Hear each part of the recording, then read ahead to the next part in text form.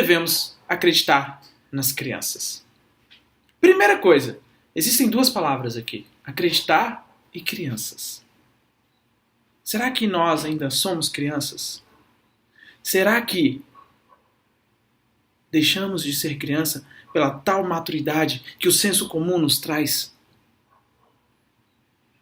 São reflexões assim que eu faço diariamente na minha vida. Reflexões estas que me fazem enxergar um mundo diferente. Um mundo diferente daquele que rotulam como um mundo que tem que ser maduro, um mundo que tem que ser autossuficiente, um mundo que tem que ser o melhor dos melhores mundos, de todos os mundos, um mundo que tem que ser belo e cheio de riqueza. Eu sou um questionador assíduo do padrão estabelecido pela sociedade, pelo senso comum. Eu sou pesquisador, eu sou coach, eu sou palestrante, mas acima de tudo eu sou um ser criança. Uma criança que vive dentro de mim, uma criança capaz de sonhar e de realizar os teus sonhos. Foi assim que aconteceu comigo. Por onde quer que a gente passe, a gente começa na base. Como é que a gente constrói uma casa? Uma casa é construída pela base. Sem a base, essa casa, primeiro, ela não fica em pé. Nós também somos construídos na base, na criança. Como criança. Sem aquela parte, nós não seríamos o que somos hoje. E qual é a função da base? É de fundar o seu ser, de fundar a sua imagem, de fundar as tuas escolhas, de fundar o que você realmente vai ser, de ser o suporte, de ser um arquétipo daquilo que você realmente quer ser na tua vida. Eu acredito que o meu arquétipo foi começado a ser montado quando eu fui chamado de burro. E isso foi ali perto da primeira série, né? Na verdade, entre Jardim 3 e primeira série, foi exatamente na primeira série. Eu estudava numa escola pública. Só que eu vou contar um pouquinho antes, quando eu estudava no Caminho do Sol. Pensa numa escola muito legal, onde a blusinha era branca, as golinhas amarelas e o símbolo era um sol. Caminho do Sol. Não tinha lugar melhor para que eu, Yuri, pudesse estudar, porque o caminho do sol é o caminho da luz, é o caminho da verdade, é o caminho que realmente ilumina nossas vidas, onde a gente deve ir. Não que a lua não seja também cheia de luz. Mas algumas pessoas escolhem viver na escuridão. E nesse momento, onde eu estava saindo de uma escola, que era a melhor escola que meu pai podia pagar na época, e era uma escola particular, não era a melhor da cidade, mas era a melhor que ele podia pagar. Eu era um dos únicos que não sabia ler ainda no Jardim 3.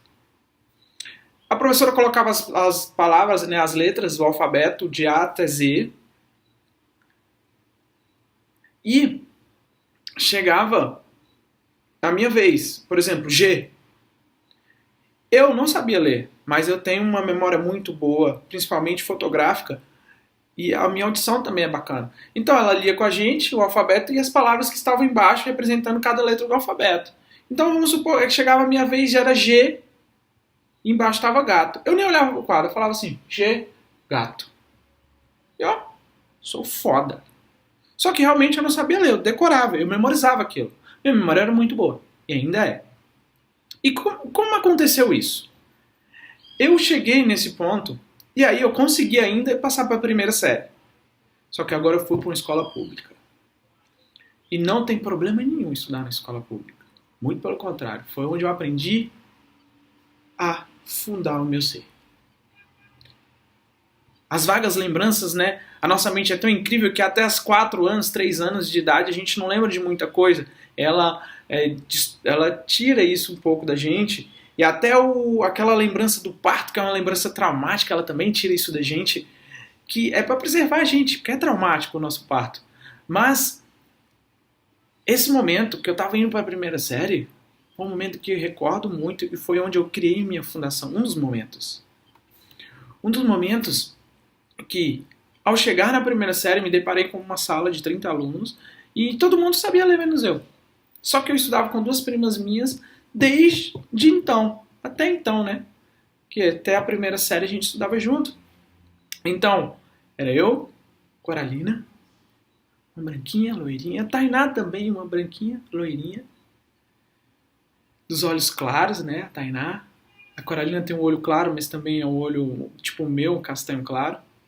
Quando a luz bate, fica claro, né? Mas eu fui colocado a teste, à prova, né?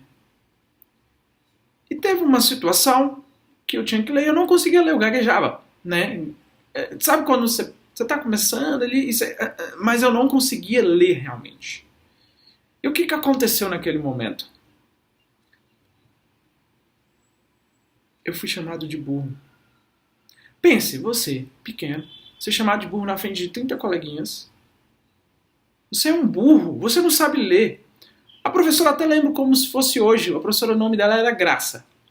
Uma bochechudinha, gordinha, rosinha. E no momento em que ela me chamou de burro, eu queria chamar ela de desgraça. Eu fiquei triste, chateado. E beleza, me recolhi na posição fetal, né? Ali, quietinho, numa posição que parecia mais confortável, mas é uma posição de tristeza, de medo. De medo por daquilo que poderia vir ainda, né? Já que bem no início das aulas eu já tinha sido chamado de burro. Mas o que aconteceu? Aí eu fui brincar com um colega de pega-vareta, só que as varetas eram cortadas assim ao meio, às pontas na verdade. E o que aconteceu? O nome desse amigo era Igor, ele era moreninho, os cabelos enrolados assim. E a gente brincando e eu já estava muito chateado, uma emoção errada dentro de mim, né? Porque eu tinha sido chamado de burro. Eu briguei com ele, acabei indo pra cima dele com uma pega-vareta e minha mãe foi chamada na escola. E aí eu falei pra minha mãe que a professora me chamou de burro, que eu fiquei mal. E aconteceu a briga, né? Na hora do intervalo, na brincadeira. Eu não estava bem. Esse momento em que eu fui chamado de burro, eu entendi duas coisas. Ou eu aceitava o que a Graça, na verdade a desgraça, estava querendo falar. Ou eu mostrava para ela que não era aquilo. Eu escolhi a segunda opção. Eu escolhi acreditar no Yuri criança, que era capaz de ler e é capaz de ser o melhor aluno da sala. Não pelos outros, por mim. E esse Yuri, foi nesse Yuri que eu acreditei. Eu morava nos prédios lá no Gama, nessa época. E o que aconteceu? Quem conhece aqui o Gama vai saber, ali perto do shopping do Gama. Eu descia todos os dias para minha prima, para ela me ensinar a ler e a estudar, porque ela era uma boa aluna. E assim foi. Muito tempo. Todo dia chegava da escola, almoçava, descia para casa dela, voltava depois da malhação. Descia para casa dela, voltava depois da malhação. Eu comecei a realmente aprender a ler, realmente me tornar um bom aluno, porque eu falei que eu ia acreditar naquela segunda criança, que realmente foi capaz de aprender a ler e de se tornar um dos melhores alunos da turma. Isso se repetiu no segundo, no terceiro, na quarta série e desde então. Hoje eu nunca mais vi a Graça, mas se eu encontro a Graça, que hoje ela não é uma desgraça, eu dou um abraço bem apertado nela, aquele abraço de urso, porque ela foi a pessoa que me fundou como um ser de acreditar naquilo que eu sou, naquilo que eu sou capaz. Minha mãe fez isso, meu pai me mostrou isso também, mas esse ponto-chave foi muito importante. Como minha mãe mostrou isso? Toda vez minha mãe dizia que eu não era todo mundo. E eu acreditava que eu não era todo mundo. E eu sempre acreditei que eu não era todo mundo. Não que eu fosse melhor que ninguém. Mas que eu tinha que ter os meus pensamentos, a minha essência, os meus gostos. Independente do que os outros querem que eu seja. Eu deveria ser quem eu quero ser. Isso é acreditar em mim. Isso é acreditar no meu ser. Isso é acreditar naquilo que eu nasci para fazer. Isso é acreditar naquilo que está dentro de mim. Só que muitas pessoas deixam de acreditar nas mães. Porque a mãe fala, meu filho, você não é todo mundo. Principalmente na hora que você quer sair com os coleguinhas e fala, mãe, mas todo mundo vai. Ela fala, meu filho, você não é todo mundo. E aí chega um ponto em que você começa a desacreditar na tua mãe. Desacreditar naquela criança que sempre achou que ela não era todo mundo. Naquela criança que, mesmo com a meleca na boca, pegava ela do nariz, assim, ó, e botava na boca. Tava pouco se lixando para o que os outros estavam pensando dela. Não estava nem aí para o que os outros estavam pensando dela. Essa criança ainda mora dentro de você. Sabe aquela criança que perguntava, questionava? Ela ainda mora dentro de você. Sabe aquela criança que sonha? Sonha mesmo? Sonha dormindo, sonha acordado e acredita realmente que pode realizar todos os teus sonhos? Essa criança ainda mora dentro de você.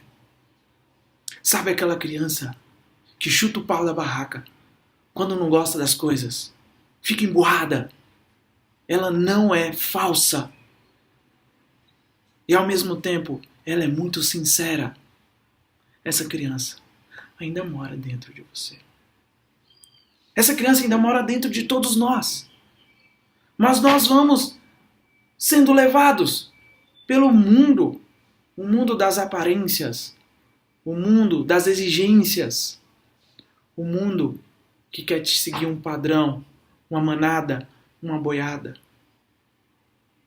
E enquanto você fizer isso, você vai seguir os padrões de não acreditar nos teus sonhos, de não acreditar que é capaz, de ligar para o que os outros pensam, em vez de fazer aquilo que você pensa, aquilo que você acha importante para a tua vida, independente do que os outros vão pensar.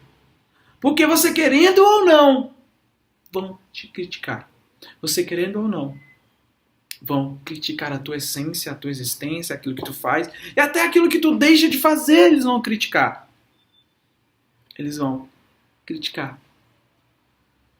E esse padrão, se você não quebrar, ninguém vai quebrar.